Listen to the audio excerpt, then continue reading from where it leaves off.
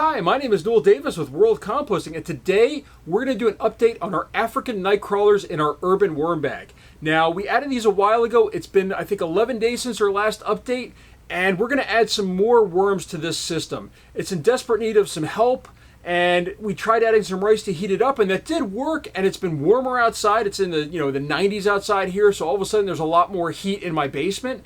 And the worms are probably doing a little better, but they probably just need more to help build the population up in this system.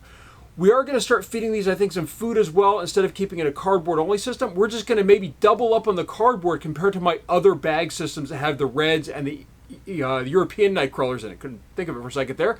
But we're going to probably double up on the cardboard, add less food, but that way the food will kind of heat up, get that microbial activity going, and hopefully get these worms really going in the system and happy in there. So they will reproduce, and we'll get a system that's really just fully functional with African Nightcrawlers.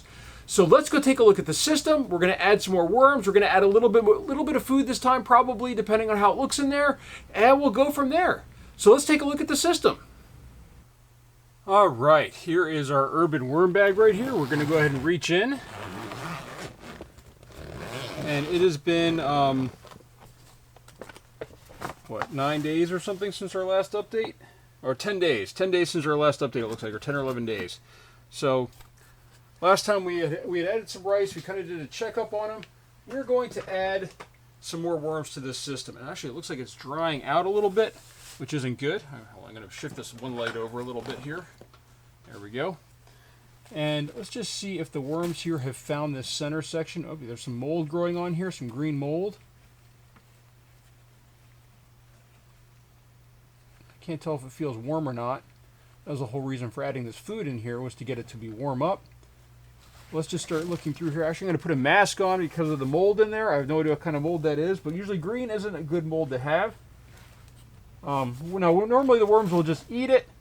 But obviously with not enough worms in here, not much is going to happen.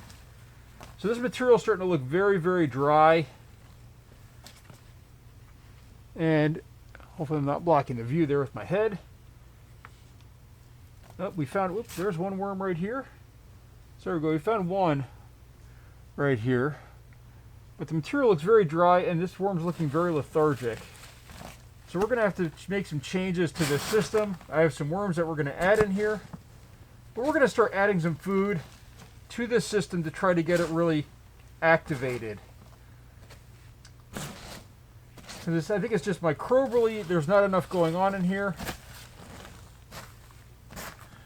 to really activate the system. There's another worm right there. I don't know if you can see that one or not. But we really need to get this system sort of, the moisture content up, which looks a little bit too low. At least now it does compared to what it was before. And we need to get these worms sort of going in here and finding some of this stuff. So this looks like a good area right here, but no worms. So, well, actually, hold on. Here's one right here. But again, they look very lethargic. I think the temperature is okay. Let me grab the temperature gun. It's been pretty warm lately. So it's in the 70 range. It's a little low maybe, but I mean, like, they should be okay with this. For those of you that do Celsius, it's 71.8 degrees Celsius.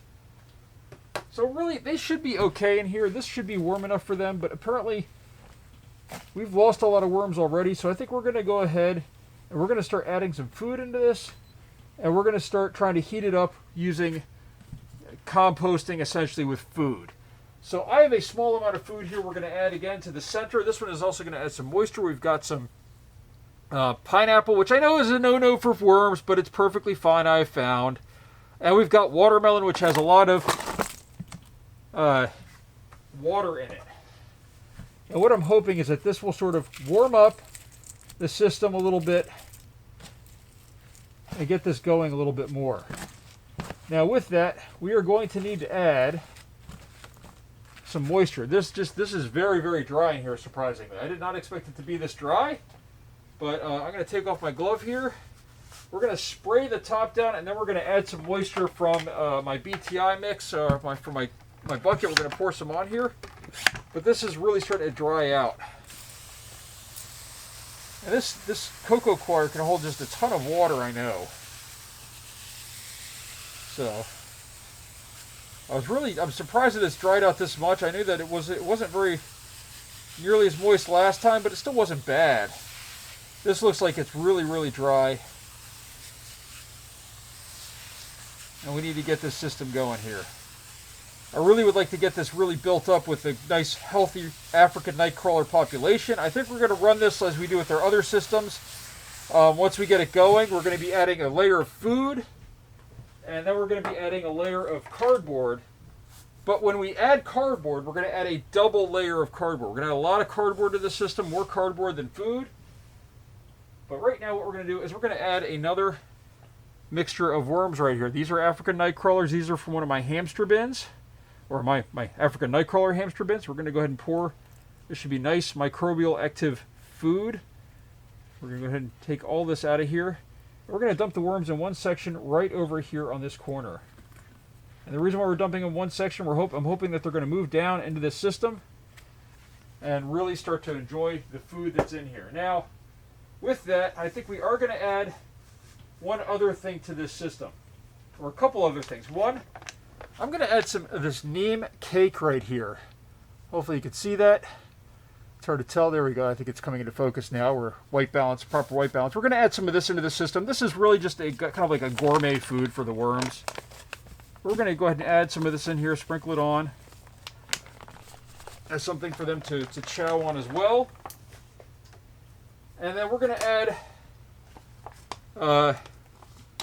some Dolomite on here. So we've got some Dolomite. I've been trying to add this to some of my worm systems. It's supposed to prevent fruit flies and fungus gnats, but I just think it's a really good source of grit. It's kind of a calcium. So we're going to go ahead and add this in. Again, I've got my mask on just in case.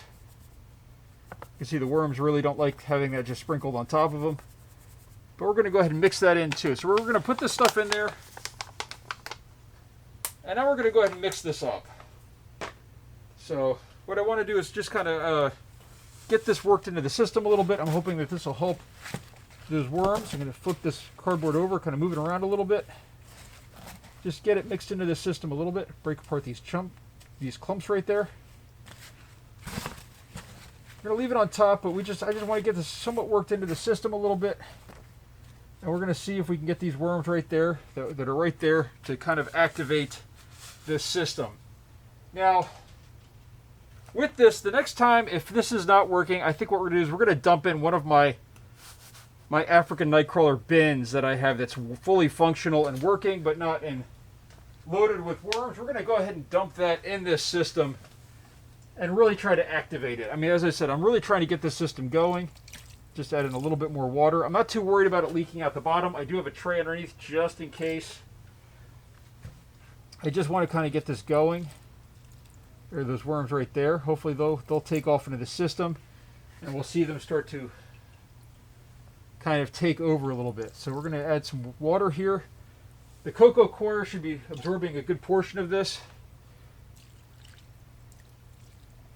And hopefully this will get this system going. It's really been a challenge with this system, especially with the temperature, but I think adding food from going forward, I think what we're going to do is we're going to try to add, as I said, that layer of food that's going to generate heat, and hopefully that will help try to keep this going a little better. Now, the other thing I've been thinking about doing that somebody had mentioned, and I don't have one available this time, is a towel on top. But I do have, let me see if I can grab it over here. I do have, oops, this right here, which is like a small pillowcase bag, and I was thinking I could throw this on top and kind of get this wet. I think this is compostable. I don't think there was a label in here, unfortunately, so I don't know what material this really is. The stitching probably won't dissolve, but I would think that this bag is compostable. So I think I'm going to throw this in here on top and get this a little bit wet. Let's see if it soaks up water to begin with. So let's just see here. It looks like the water's soaking into it, so that's a good sign. It's a little hydrophobic, but not too much. As you can see right there, it's soaking in. It just needs a second to sit on top of it. We'll see if this breaks down or not. I'm not sure, as I said, I'm not sure what material this is. What I'm hoping is that this will kind of act as a layer. I'm not soaking it in water, which is probably would be the best thing for me to do. But as you can see, the water is soaking into this material. So I've got to imagine it's not some hydrophobic material that repels water. I poured some inside there. There we go. Once it starts soaking in, it starts soaking in really well. Just takes a second. But what I would like to do is have that on top and then have this pizza box on top. What I'm hoping is that the water will kind of stay closer to the surface for them, and that way they can sort of work all through that material. So we'll see how this goes.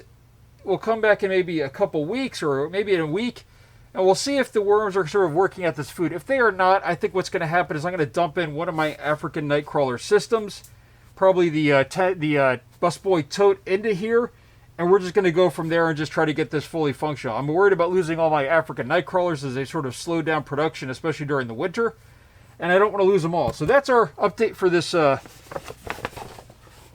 Nightcrawler urban worm bag system. If you're looking to purchase one of these, I do have links down below, as long with links to worms to purchase from Neem's Worms, who I highly recommend. And thank you for watching. If you have any questions, please leave some comments down below and let me know what you think.